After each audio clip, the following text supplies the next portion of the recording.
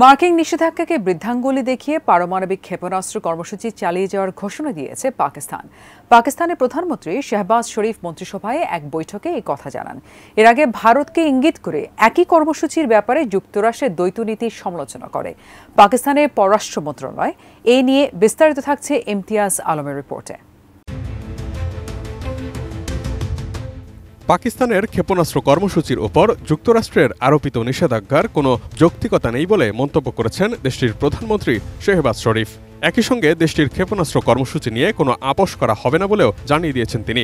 মঙ্গলবার পাকিস্তানের মন্ত্রিসভার একটি বৈঠকে শাহবাজ শরীফ ক্ষেপণাস্ত্র কর্মসূচির উপর মার্কিন নিষেধাজ্ঞার বিষয়ে এসব মন্তব্য করেছেন। তিনি বলেছেন, পাকিস্তানের পারমাণবিক কর্মসূচি একেবারেই প্রতিরক্ষামূলক উদ্দেশ্যে নেওয়া হয়েছে।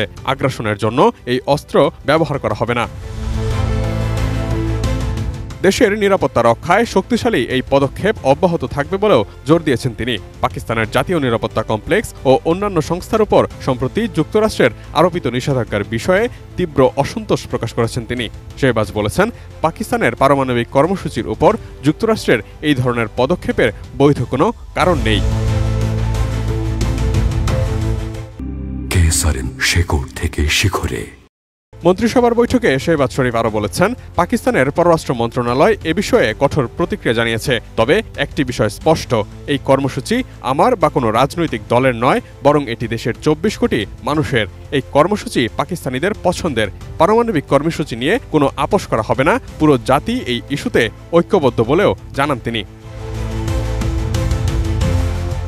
এর আগে 18ই ডিসেম্বর বুধবার পারমাণবিক অস্ত্রে সজ্জিত দূরপাল্লার ক্ষেপণাস্ত্র কর্মসূচির সঙ্গে সংশ্লিষ্টতার অভিযোগে পাকিস্তানি 4টি সংস্থার উপর নিষেধাজ্ঞা আরোপ করে মার্কিন পররাষ্ট্র দপ্তরের এক বিবৃতিতে এই নিষেধাজ্ঞা আরোপের ঘোষণা দিয়ে বলা হয়, গণবিধ্বংসী অস্ত্র এবং তাদের সরবরাহের উপায়গুলোকে লক্ষ্য করে এই পদক্ষেপ নেওয়া হয়েছে। মার্কিন এই নিষেধাজ্ঞার ফলে যুক্তরাষ্ট্রে থাকা সংশ্লিষ্ট সংস্থা ও সত্তার অন্তর্গত যে কোনো সম্পত্তি জব্দ করা হবে এবং একই সঙ্গে আমেরিকানরাও এখন থেকে আর এসব সংস্থার সঙ্গে ব্যবসা করতে পারবেন না। তখন তাৎক্ষণিক প্রতিক্রিয়ায় পাকিস্তান জানায়, সামরিক অসামঞ্জস্যকে জোরদার করার লক্ষ্যে আরোপ করা এই নিষেধাজ্ঞা আঞ্চলিক স্থিতিশীলতার ক্ষতি করবে। মূলত পারমাণবিক অস্ত্রধারী প্রতিবেশী ভারতের সাথে পাকিস্তানের প্রতিদ্বন্দ্বিতার কথা স্পষ্ট উল্লেখ করেই পররাষ্ট্র মন্ত্রণালয় একথা জানিয়েছিল। রয়টার্স বলছে, পাকিস্তান 1998 সালে প্রথমবারের মতো পারমাণবিক অস্ত্রের পরীক্ষা চালিয়েছিল, আর এর মাধ্যমে সারা বিশ্বের মধ্যে পারমাণবিক অস্ত্রধারী 7ম দেশ হয়ে ওঠে দেশটি। পাকিস্তানের অস্ত্রাগারে আনুমানিক 170টি ওয়ারহেড রয়েছে বলেও জানা যায়। Imtiaz Alam, desk report, ATN news.